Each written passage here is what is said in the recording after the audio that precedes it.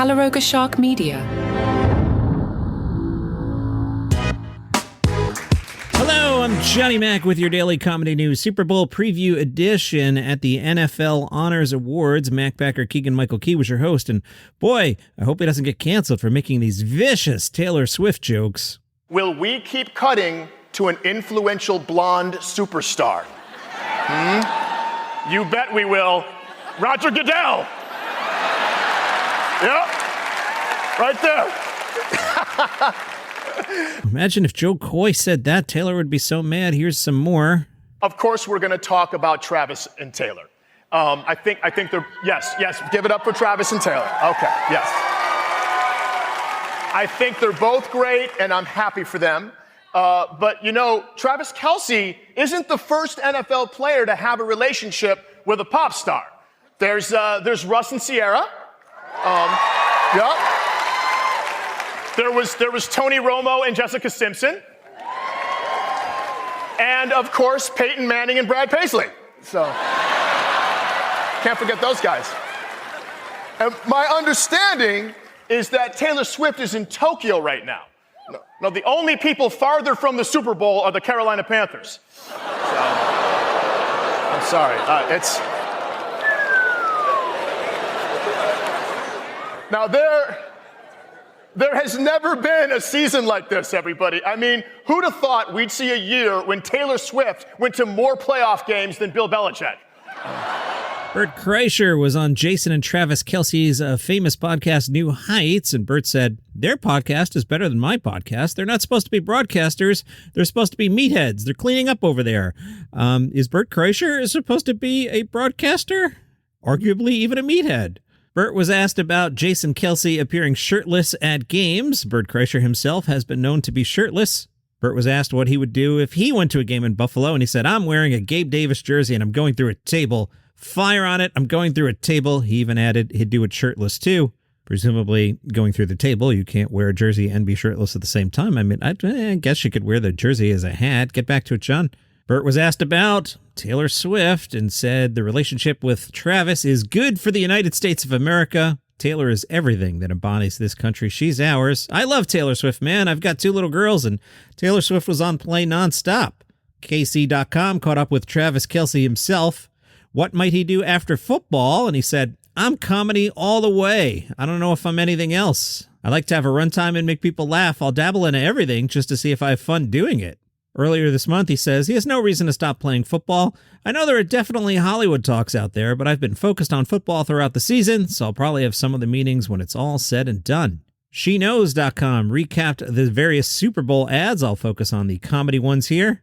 David Schwimmer is in one with Victoria Beckham. Nick Offerman and Aubrey Plaza will shill for Mountain Dew. Tina Fey's out there for Booking.com. She says, with so many choices on Booking.com, there are so many Tina Feys I could be, so I hired body doubles to help me out. One of the Tina Feys is co-star Jane Krakowski. Another, Glenn Close. Jason Sudeikis is in a commercial with Lionel Messi. By the way, to follow everything about Lionel Messi, follow the Messi Effect podcast, wherever you get your shows. They're shilling for Ultra Michelob. We see Messi dribbling a ball with others on a beach while Sudeikis just watches, and he says, I'm going to get out there. A second later, after seeing how good Messi is with the ball, he goes, nah, I'm not going to get out there. Rob Riggle, Chiefs fan, he's shilling for Miller Lite and says, Miller Lite isn't running a big game ad this year. They're running 1,000, literally. So while most big game ads give you giant explosions and talking animals, Miller Lite's big game ads give you what you really want, great tasting, less filling beer. Eric Andre's got a spot. You've probably seen this one already. He is shilling for Drumsticks ice cream, and he takes on the TSA, who says, I'm going to need to confiscate one of these. Kate McKinnon references Pete Davidson in her ad. She's shilling for a Mayo. She's with Mayo Cat. The cat becomes an overnight sensation. Mayo walks the red carpet with none other than Pete Davidson before Kate McKinnon reads of their split on the cover of a magazine and says, you lasted longer than most. Ken Jeong is doing an ad for Popeyes. Ken stars as a man who cryogenically froze himself 52 years ago, waiting for the best ever wing to be created. They're promoting their new wing offerings, including honey barbecue, roasted garlic parmesan, signature hot, ghost pepper, and sweet and spicy. Ken said he ate all of them. He told Today, I happily ate the chicken that you see me eat. When you're filming anything of high quality, you do it over and over again. And I happily ate the chicken. It was not a problem. I can say that very, very confidently.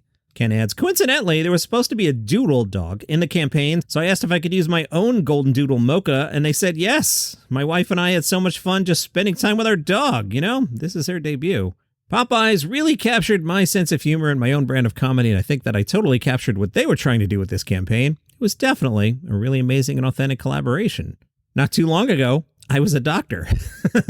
Then he tells this tale. It was not uncommon for me to go to Popeyes after a long shift being on call, let's say a 36-hour shift when I was in medical residency. There was a Popeyes on my way home. When I came back a couple years ago to do commencement at Tulane, my only request was to have a Popeye spicy chicken sandwich. It was one of those things in my life that was very full circle for me.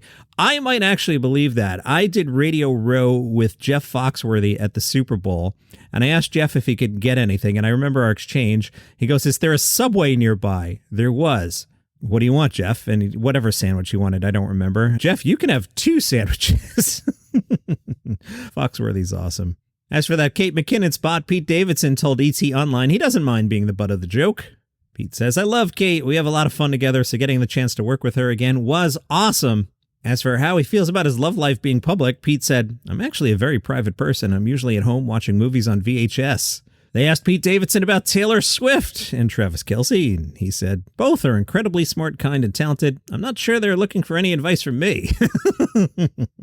Pete is actually supporting the Hellmann's Super Bowl ad, which is make taste, not waste. They're encouraging people not to waste usable food.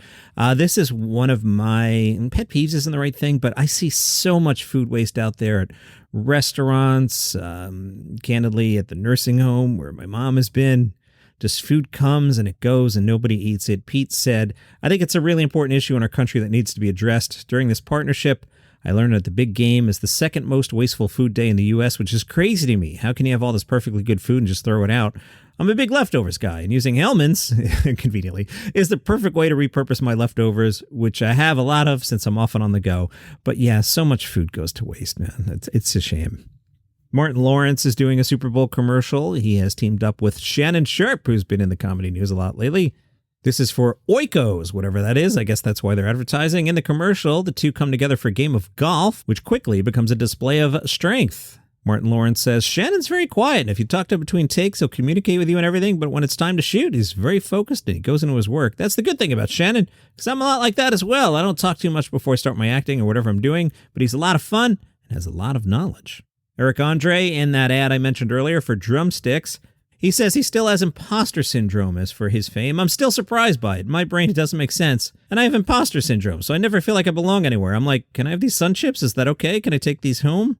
Is he nervous about his Super Bowl ad? He said, I'm nervous every day. I hyperventilate my way through life. It's a crushing, oppressive anxiety in my brain that I carry around with me 24/7. It's a cage. My mind is in a cage, and I'm the only prisoner in solitary confinement. Anyway, eat a drumstick. Carrot Top was making the Radio Row rounds. I did Radio Row maybe 4 times. Oh, what a nightmare. I hated it. Not today, but I've told in the past. I'll tell it again. I had a couple adventures with Jamie Foxx that were just nightmares, having little to do with Jamie. Not too much anyway, but oh my goodness. Anyway, Scott Thompson. You know him as Carrot Top. The New York Times asked him about the effect of the Super Bowl in Las Vegas. Carrot Top's been a headliner at the Luxor for 18 years. Good gig, man. Carrot Top said, I think this is the biggest event we've ever had. How big? Carrot Top was wearing a baseball cap with a sticker that said, need tickets. Yep, even Carrot Top can't get tickets for the game. He told the Times, everyone says you're Carrot Top, you own this town, but I really can't get one. All right, non-Super Bowl topic. Matthew Broussard is taping his special today at the Littlefield in Brooklyn. Matthew is fantastic, big fan. He describes as a disgraced financial analyst forced into stand-up comedy, the byproduct of a Cajun chemist and a Jewish microbiologist. He holds a degree in computational mathematics, he always manages to bring up, and is fully aware of how douchey he looks. He's a good-looking guy. He's got a joke about he looks like the frat douchebag in like every 80s college sex movie. It's a great joke that I just ruined. And that's your comedy news for today. I'll be here tomorrow, but regardless, enjoy the big game. See you tomorrow.